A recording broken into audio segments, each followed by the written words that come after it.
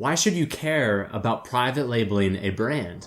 Because it's the quickest way to have success selling in e-commerce. Today, I want to share with you step by step on how to set up your own private label brand.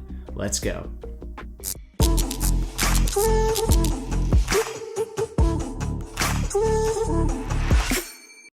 Okay, so let's start out with the basics to set the scene. So what is private labeling anyways? Private labeling is a business model where you take an already existing generic product and you place your own branded label or logo on it. Believe it or not, 50% of all products sold on Amazon follow this model. The objective is to find a product that you can sell at a bulk unit rate, and it's typically about 20 to 30% of what you can sell it for on your e-commerce platform. For example, a good product to private label would be one that you can purchase for $2 to $3 per individual unit and sell it on Amazon for at least $10. This is a very popular business model in e-commerce because it allows you to skip the very lengthy and costly process of actually designing a product. Instead, you're able to find a product almost immediately, and then you can go ahead and you can place your brand on it. Now, before we get into step-by-step on how to set up your private label brand, we need to understand the associated startup costs. First, and although this is optional, I recommend setting up a legal business in your state.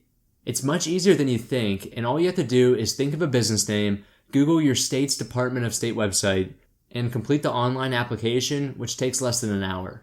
To give you an idea on cost, filing fees for an LLC will cost between $50 to $300 depending on your state. Next are your actual brand fees.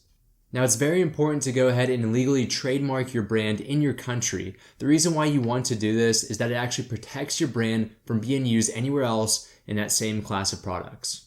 The current US trademark fee is $250 per class. Next is our manufacturing cost or cost of goods sold. Cost of goods sold is the total cost to get your products manufactured into their final storage or delivery location. This typically includes the unit cost to actually make the products and shipping.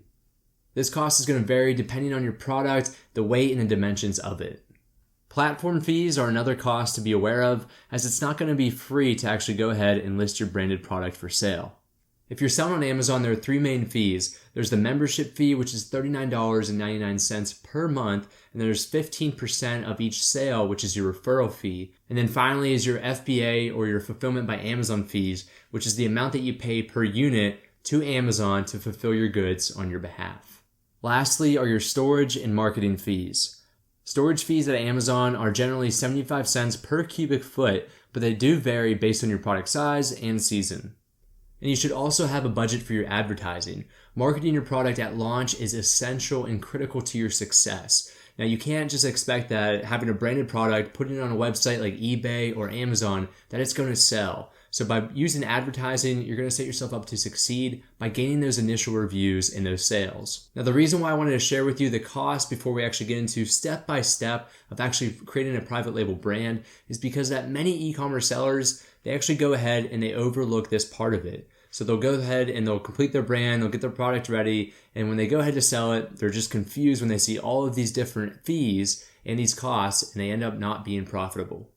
By understanding all of the costs, it will help you decide if starting this brand or the next is going to be profitable or not. Okay, so now we're ready to actually go ahead and to begin creating our private label brand.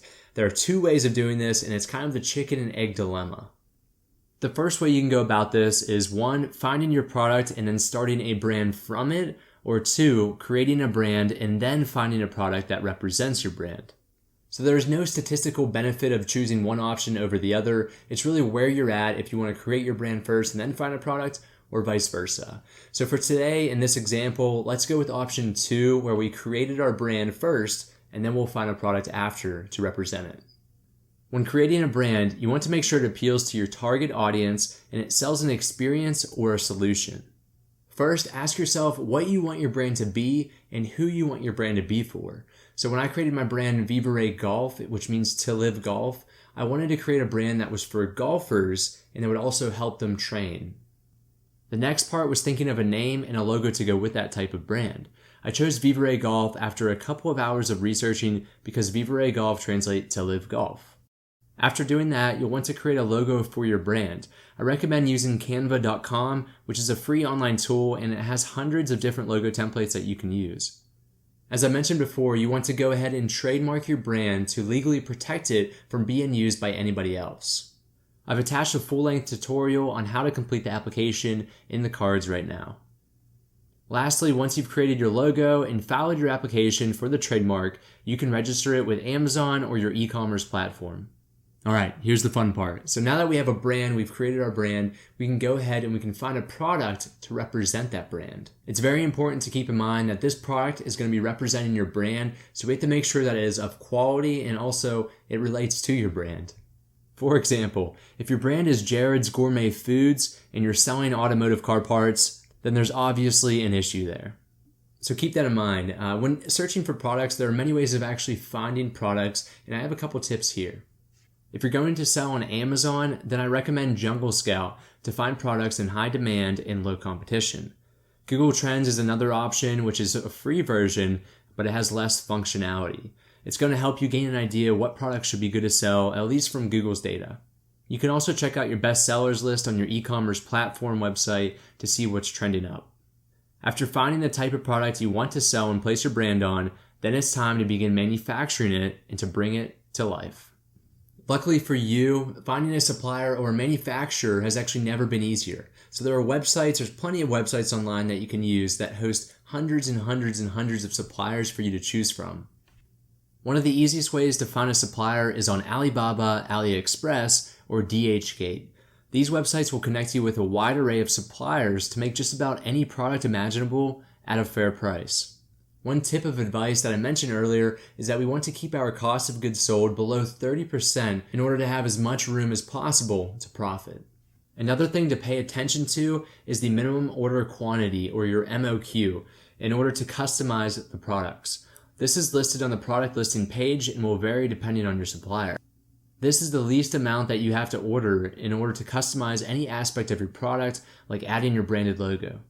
Next, you're probably thinking, I've never even met any of these suppliers. How do I know that I'm not going to get scammed? If you're using Alibaba, you can analyze the supplier's credibility using the badge on their listing. This is extremely helpful and it will allow you very quickly to judge their credibility and quality of their products just by looking at some key attributes. If you're looking for a supplier in the United States, don't worry because I have you covered there as well. You can use the website wholesalecentral.com to find someone in the US to make your private label product. When going through this process of ordering your products and to customize them, I highly recommend that you differentiate your product from the competition. The most common ways to differentiate your product are color changes, selling in sets, and a different design. Also, look at negative reviews of existing products that are similar to yours to fix that in your product. It's a great way to improve your product and to meet your customers' requests. Okay, so at this point, you've built your brand, you found a product to actually manufacture for your brand, so you can go ahead now and place your order. Best of luck with your branded products, and don't forget to think about how you'll market the product at launch. It's critical to gain those initial reviews to boost your credibility, and there's no better way than to get this done than advertising.